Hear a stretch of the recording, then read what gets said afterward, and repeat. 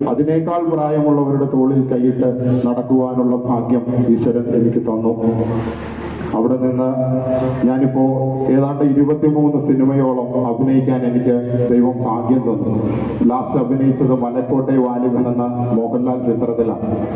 കൂടാതെ ഒരുപാട് ഷോർട്ട് ഫിലിമുകൾ സംവിധാനം ചെയ്യാൻ സാധിച്ചു, വെബ് സീരീസുകൾ ചെയ്തു.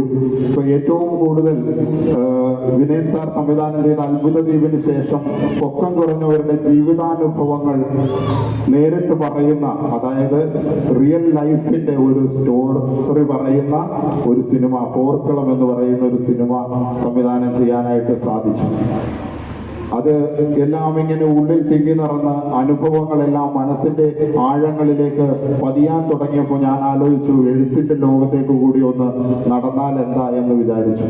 അങ്ങനെ ഞാൻ എൻ്റെ അച്ഛനോട് എൻ്റെ ജീവിതാനുഭവങ്ങൾ, അതായത് ഞാൻ കടന്നു വന്ന വഴികൾ ഒരു 6-7 പേപ്പർ എഴുതി എൻ്റെ അച്ഛൻ്റെ കൈകളിലേക്ക് ഞാൻ കൊണ്ടുപോയി കൊടുത്തപ്പോൾ അച്ഛനത് വായിച്ചു നോക്കിയപ്പോൾ അച്ഛൻ്റെ കണ്ണിൽ നിന്ന് കണ്ണുനീർ തുള്ളി വീഴുന്ന ഒരു കാഴ്ച എനിക്ക് കാണാൻ കഴിഞ്ഞു.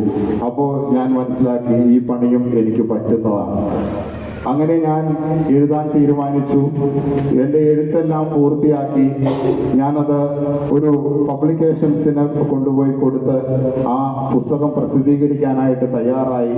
ഞാൻ ഒരുപാട്